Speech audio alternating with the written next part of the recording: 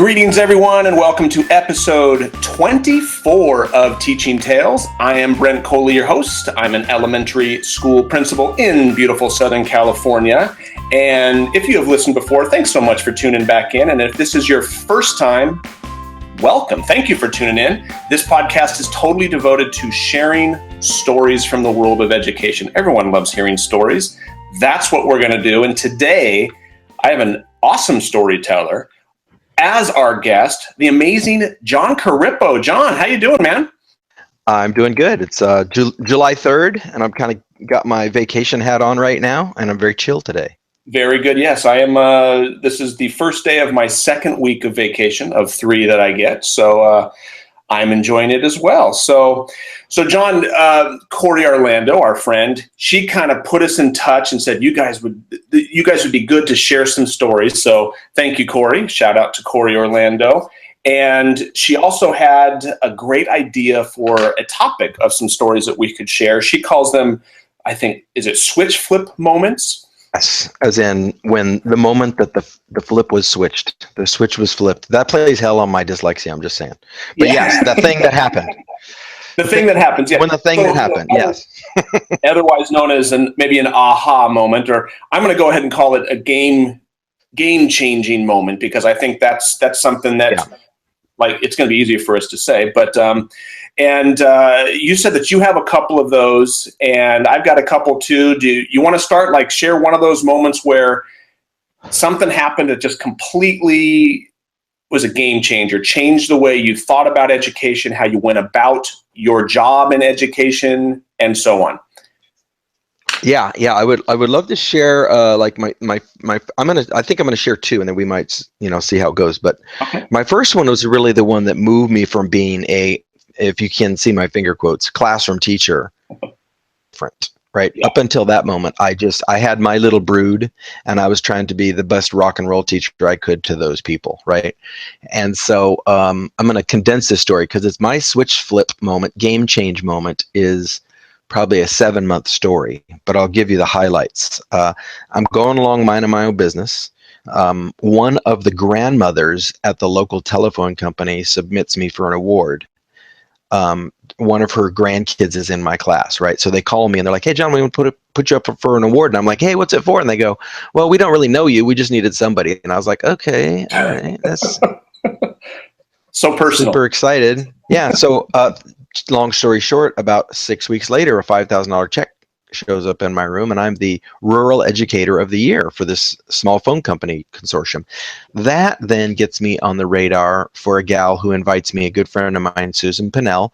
She invites me to go to this 1-week PD event in Ojai, California, called Teach the Teachers. And that was really, when I walked into that event, I was as nobody as you could be. I'd never been to Q. I'd never been to CVQ. I had nothing. Okay, I'm just a dude trying to teach. And I got to see Hall Davidson keynote, and it completely blew my mind about what education leadership looks like. He was using laser pointers. He was telling us that pretty soon you would be able to buy a video camera for about $100. And I was like, ha, ha, ha, you are nuts. Never going to happen. Right. Like 4 months later, the flip cam comes out, right? This is years before iPhones, YouTube, all that stuff. But he had such a vision of what media could do to change pedagogy. And he talked about that cave painting was 45 or 50,000 years old as a human endeavor, whereas alphanumeric systems were only 4,500 years old. So our human inclination is to be a storyteller with visuals. And as an English teacher, my head's just like, oh, like nuclear bombs are coming. Right. So but that's still not the full flip switch moment or game change moment. I drove away from there, like, it was a 4-hour drive home, and I'm sure you've done this. You're just driving, your head's just like, what? Like, there's music playing in my car, but I can't hear it. I'm just like in the zone. So flash forward to the following January, I called the people that ran the camp, and I was like, "Hey, are you guys going to have that camp again?" And I don't know why, but Emmy Phillips says, "Well, would you like to be on faculty?" And I was like, I never really thought about, like, leading a thing. And so I still have the PDF handout for this. It's called The World's Cheapest Tech Coach. That was the name of my session, The World's Cheapest Tech Coach. and went back to Ojai, helped run the camp for a week, and right out of the gate went hands-on, experiential. Flash forward another 4 months, I'm sitting at an event. This lady walks by, Janie Rochford, taps me on the shoulder and goes, "You're Jon Corippo, you're going to work for me." And then she leaves, and I was like, what is that? So then she comes back a few minutes later. She goes, "My husband was in your session at Ojai this summer. All he says now is Jon Corippo says." And then she leaves again, and I'm like, who is this crazy lady? Well, to make a long story short, I ended up going to work for CTAP, for Fresno County office, based on that conversation. Wow. So that 8-ish months just changed everything for me, because then once that was a gigantic 6 months flip, right? Game change. But once that happened, I started going to all these events and all these conferences, and then my dissatisfaction with that, finger quotes are up again, my dissatisfaction with finger quotes conferences led to the Rock Star Camps, which changed my entire career, right? So then that, and it went like that. It was like the old Fabergé commercial, and you told 2 friends and you told 2 friends. So for me, that was about a 7 or 8 month game change sequence, if you would, of moving from I'm just a dude in a classroom to, oh my God, I can participate in this conversation at a state level or a national level. Yeah. And so that was a big one for me. That all started with a grandma recommending you for rural teacher of the year from a phone company that was the first domino to fall. And you are now, I mean, I got so excited about what we were going to talk about. I don't think I asked you, for anyone who is not familiar with, what do you do, Jon? I mean, I know what you do, but tell listeners who may not be familiar, what do you do?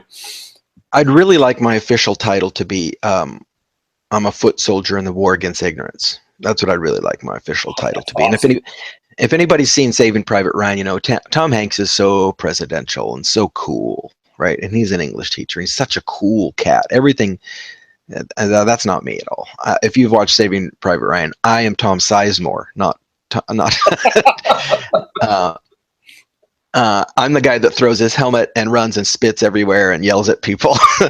But my actual job right now is I'm the Chief Innovation Officer for an organization called Q. We're a nonprofit in California, Nevada. We've got about 10,000 members.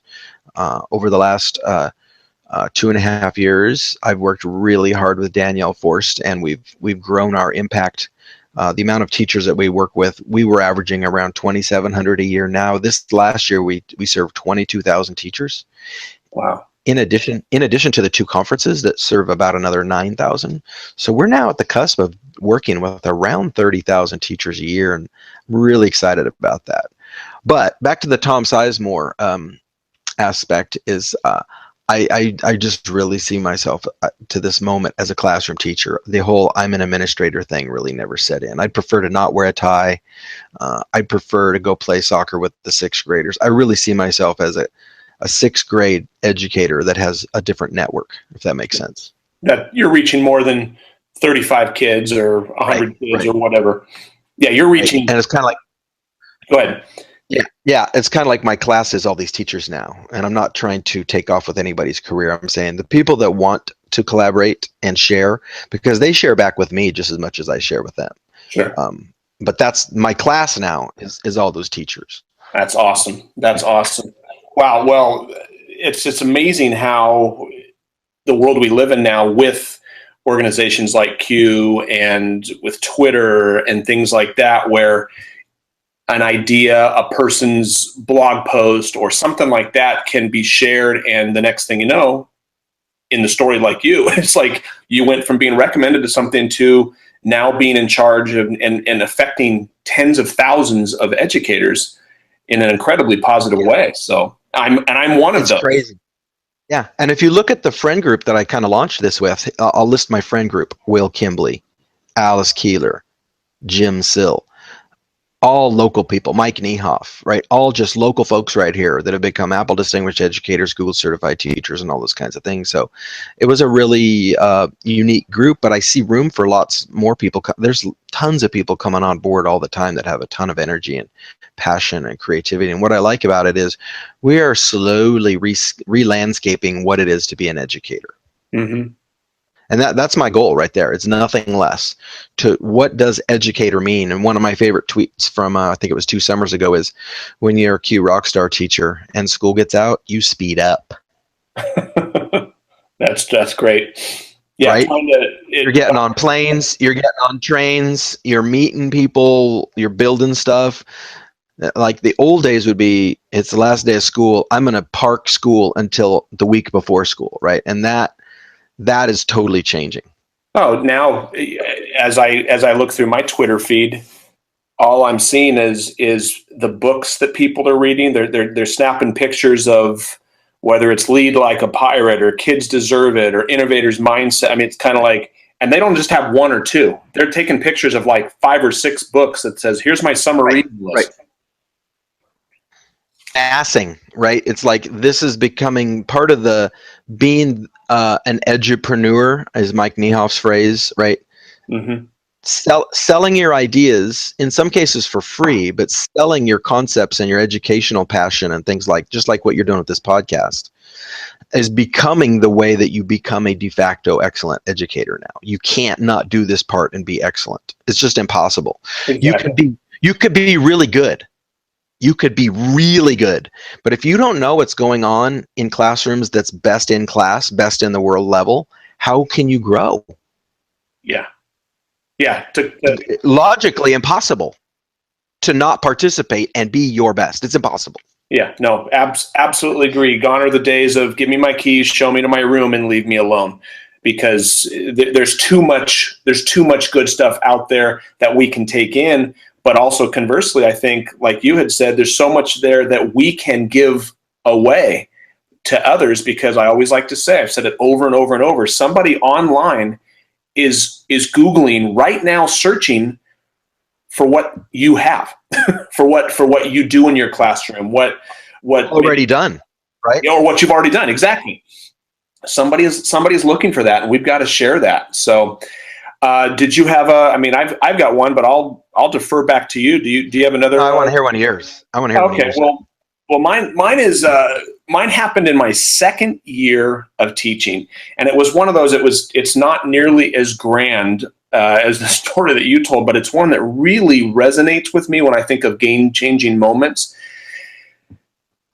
This is my 21st year in education. This was my second year, yet I remember it like it was yesterday. I was in the copy room of the office. The copy room. Yeah, exactly. It was about 6:30 p.m. And I still had a ton to do.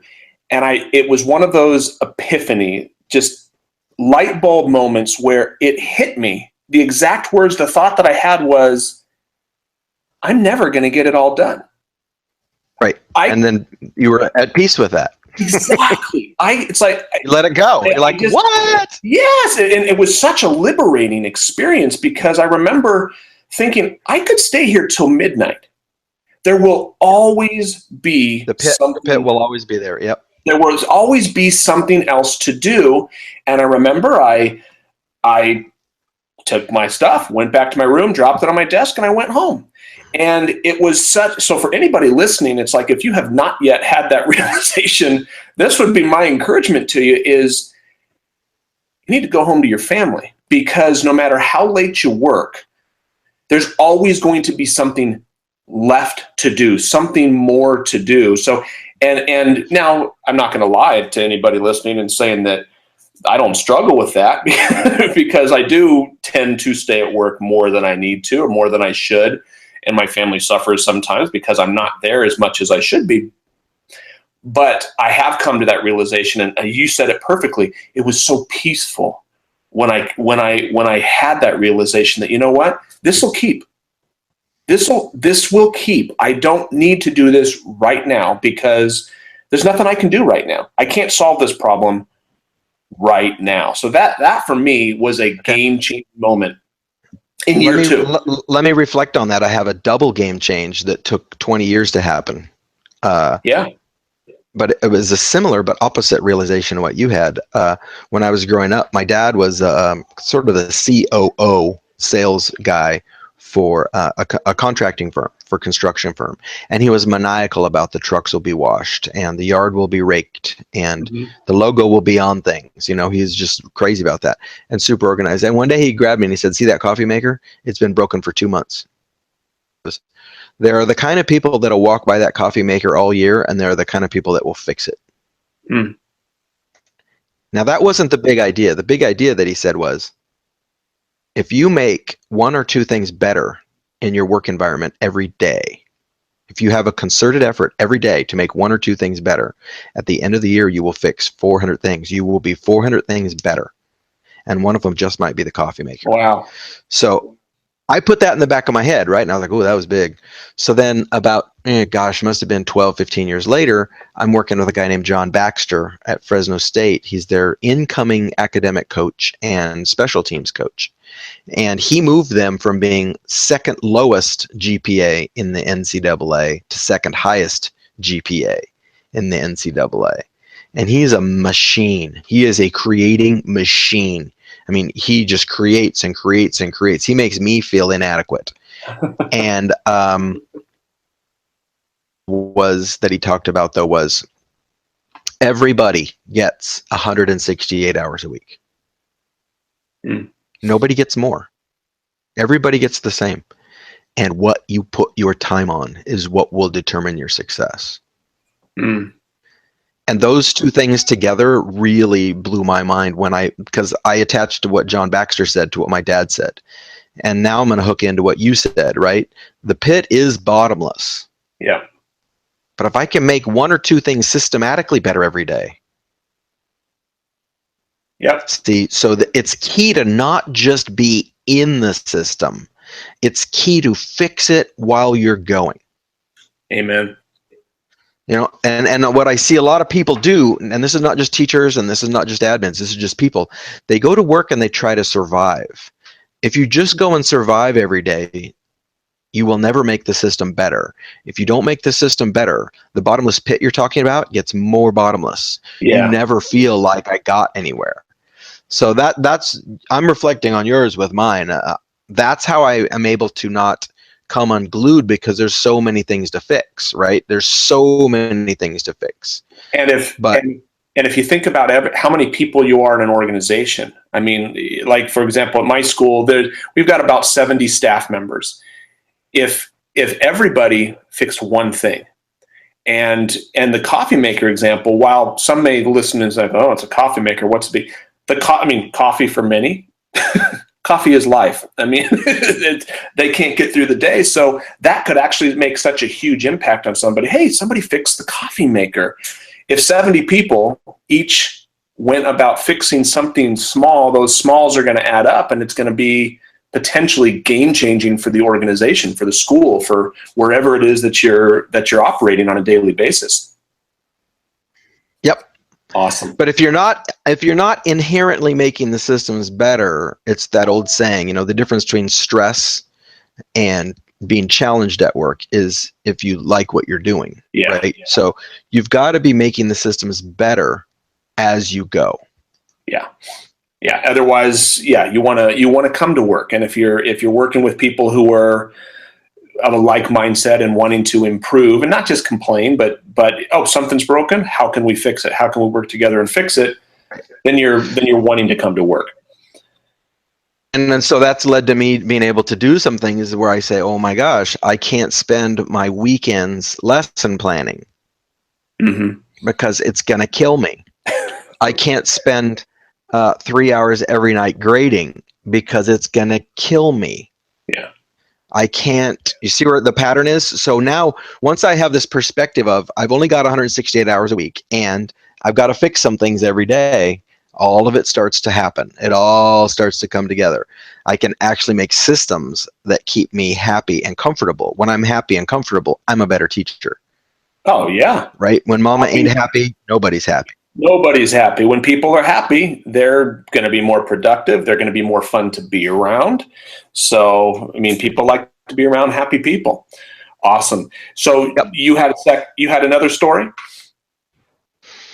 Yeah. I'm trying to decide which one I'm going to take based on this conversation. But I'll tell you that the one I'm probably going to go with is when we started up Minarets High School. Mike Niehoff and I got to start a high school from scratch. Awesome. And in a district that had never had a high school. So we got to handpick all the staff, all this Yeah, it was really neat. And we went MacBooks, and we started at 9 a.m. and we went with Google. That high school has never been anything but Google. They've never been anything but one-to-one. Wow. And so here was my switch flip moment, though. I went along planning, building, and in my head, I could not wait for the first day of school, because it was going to be straight on utopia.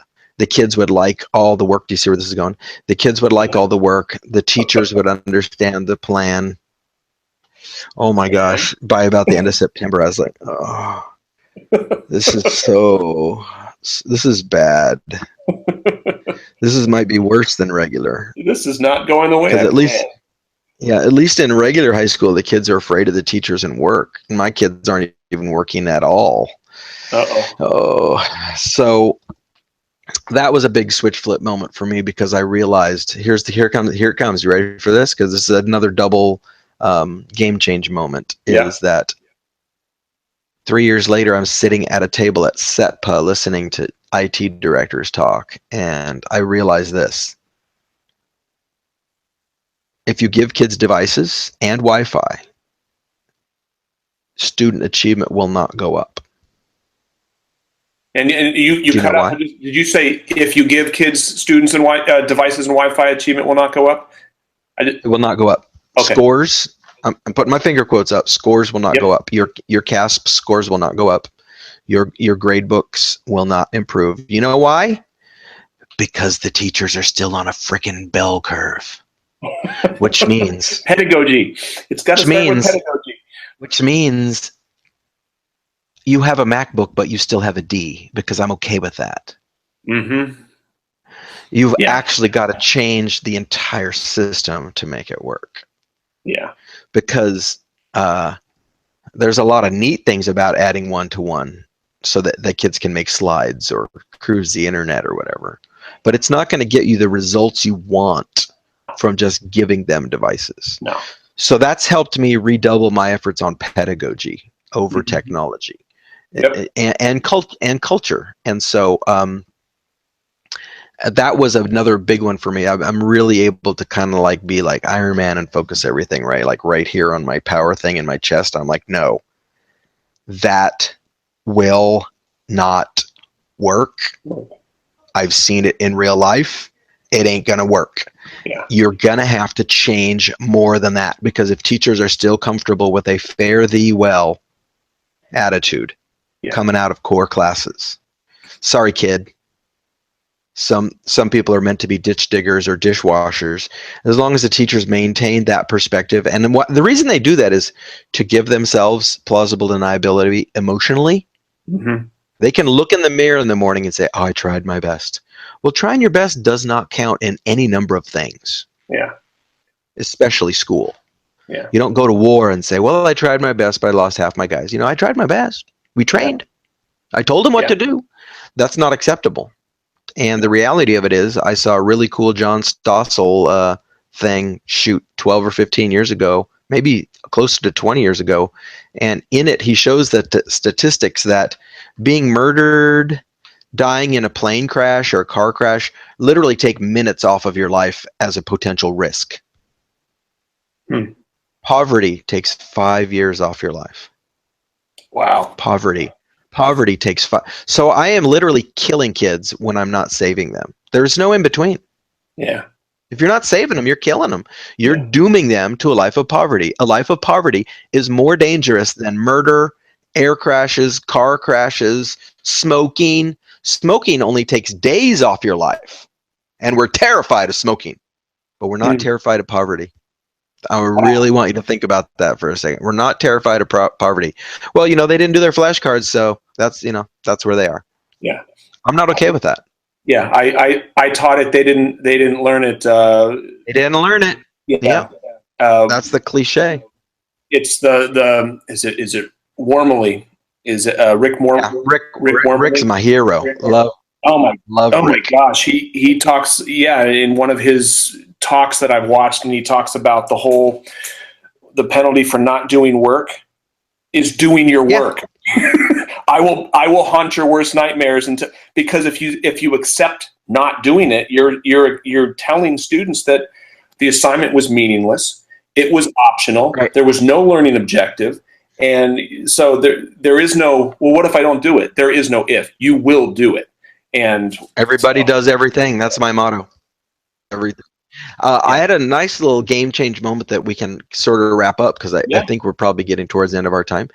I was maybe 6 years ago. I was at an event watching a first-year teacher share, and she did a pretty good job. She was doing her presentation, doing a pretty good job, but she had this one magical thing. She said, "I never give extra credit, ever, because kids will." Especially now that they have their grade book all the time, they will sit at 84, 86, 87% and then try to rush the gate at the last second for an A. Yeah. Because they're gaming right now. They're saying, what's the least energy I can put out? Yeah. And this is very Rick Wormelli right here.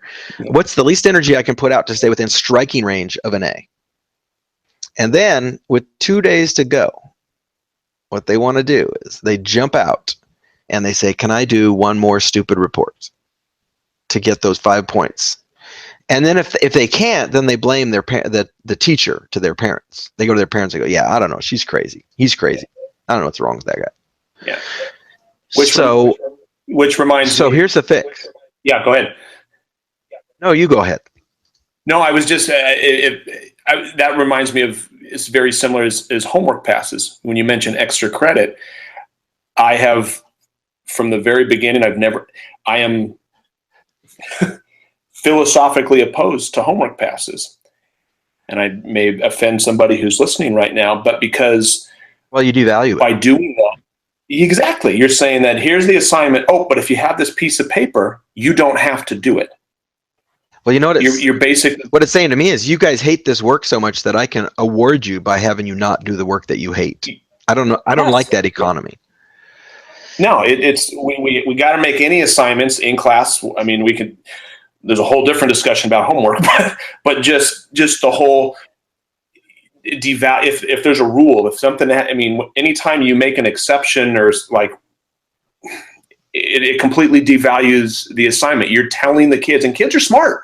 If you give them a homework pass, you're saying that sometimes it'll be you can't use it on this assignment, but you can use it on that assignment. So what you're saying is that assignment is worthless. This assignment is important enough that you can't skip it. And that's not good. So you were saying, I think I interrupted you. My apologies. So the plan goes like this. There's no extra credit ever, ever, ever. If you turn in your assignment late, now this is Wormelli. If you turn in your assignment late, there's a points penalty, and I don't care what it is, but I need things they need to come in timely or you'll get devalued. And there's nothing innovative there. That's very normal, right? If you don't turn it on time, the best you can get is a C or whatever. But then here's where it gets fun. The only way you can get extra points in my class is to turn in work early. So think about this. We have a project that's due in 2 weeks. If you'll turn it in at least one full day early, guess what you get? Bonus points for being early. I like it. Now here's what happens. Those same kids that that'll game and sit at 84%, they realize that if they turn in their assignment early, they can basically guarantee themselves an A. And what happens is they'll show me their assignment and go, what's my grade? And I'll go, oh, remember you're supposed to have 4 sources and 5 pictures, and you've only got 3 sources and 2 pictures.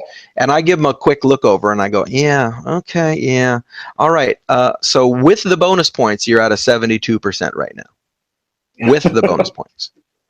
And the kid's like, well, whoa, I can fix that in like 10 minutes. What would my grade be? Go for it. Yeah. Stuff out.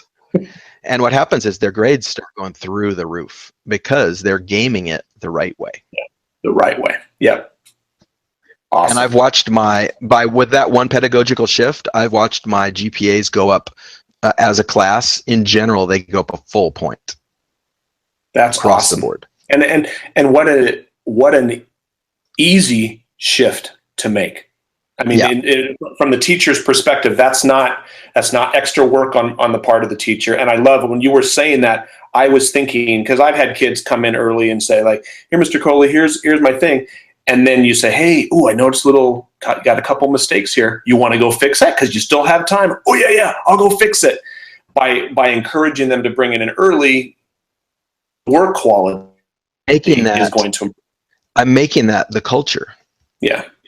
Industriousness is the culture. So going back to where you started with it, valuing the work. Yeah. Value the work in real time. Don't value the work later. Yeah. Value the work now. Yeah. Value this work. Formative. Don't value. Formative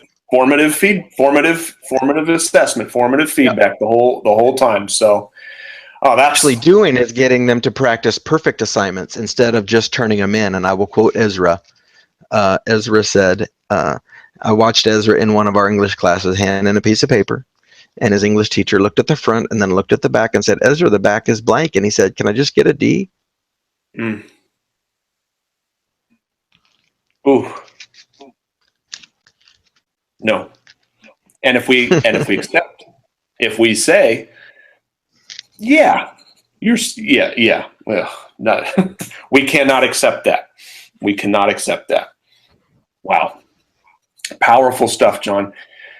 Well, thank you, sir. I really appreciate it. This was good stories, good conversation. I hope people listening were as encouraged and inspired as I was. I have heard you keynote. I have been in your sessions at Q conferences and things like that, and you are the man. So I really thank you for taking the time. I'm thrilled and honored to be able to share some of the things that I've just happened to bump into. And remember, as I said earlier, my goal here is to look at the results we're getting and change the results. And you want to change the results, you better change the input. Mm. Yep. And I've been lucky enough to be in small districts where I've been allowed to run wild and try some things and find out what works and doesn't work. Because I guarantee you, everything does not work. No. Everything I've tried does not work, guarantee. No, and that's if we keep doing the same thing, we're going to continue to get the same results. And to think otherwise is the definition of insanity. So, well, John, thank you again. I really appreciate it. For anyone listening who is not already following you, where can they find John Corippo online? Oh, the Twitters is the easiest place. Mm-hmm. J Corippo, right? Yeah. At J Corippo. Don't go to John Corippo. That's my old account. Okay. I lost the password. Total disclosure, I lost the password for my old account. I'll try to recover it someday. So at J Corippo, and then Facebook's a good place to find me. Just John Corippo. There's not a lot of us. There's two, I think. There's me and JOHN Corippo. But you'll know if you got the right one. Very cool. Very cool. Well, thanks again, John, and thanks everyone for listening. Again, appreciate it. Hope you got some